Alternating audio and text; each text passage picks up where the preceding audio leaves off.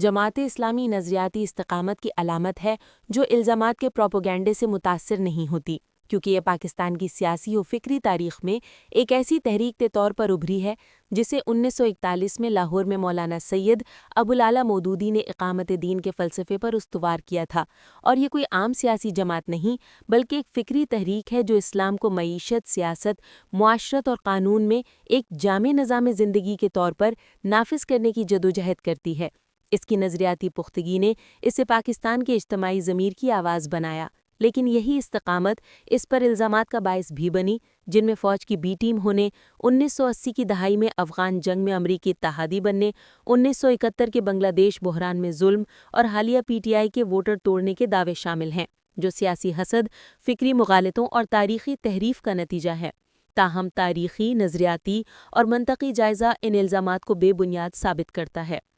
جماعت اسلامی کا نظریاتی ویژن اسلام کو مسجد سے نکال کر سماجی، معاشی اور سیاسی شعبوں میں عملی جامہ پہنانے کی جدوجہد پر مبنی ہے، اور اس کا منشور قرآن کی آیت سے مستنبط ہے جو خود ہی ایمان اور اصلاح کی سیاست پر زور دیتی ہے۔ جماعت کے رہنما جیسے میاں طفیل محمد، قاضی حسین احمد اور سراج الحق نے لاہور، کراچی اور پشاور میں عوام کے درمیان رہ کر سود، رشوت، جاگیرداری اور سرمایہ داری کے خلاف علمی اور عملی جدوجہد کی، اور اس کے جلسوں میں تلاوت قرآن اور نظریاتی خطابات ہوتے ہیں جو اسے تفریحی سیاست سے ممتاز کرتے ہیں، جبکہ ترجمان القرآن اور تفہیم القرآن جیسی علمی کاوشیں اسلامی اصولوں کی روشنی میں سماجی اصلاح کی بنیادیں فراہم کرتی ہیں۔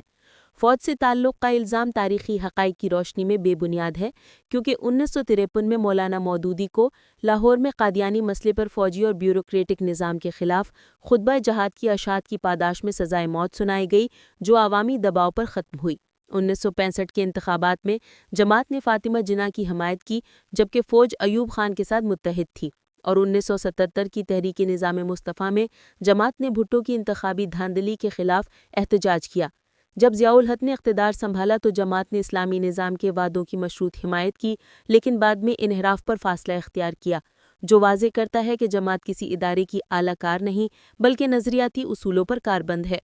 افغان جنگ میں امریکی اتحاد کا الزام عالمی تناظر سے ناواقفیت کا نتیجہ ہے، کیونکہ 1979 میں سوویت یونین کے کابل پر حملے کو عالم اسلام نے جارحیت سمجھا، اور جماعت نے افغان رہنماؤں کی مدد کو دینی فریضہ سمجھا جو نظریاتی جدوجہد تھی، نہ کہ امریکی مفادات سے وابستگی۔ اور اگر جماعت امریکی اتحادی ہوتی تو وہ مغربی اقدار اور سرمایہ داری کے خلاف مضبوط موقف نہ اپناتی۔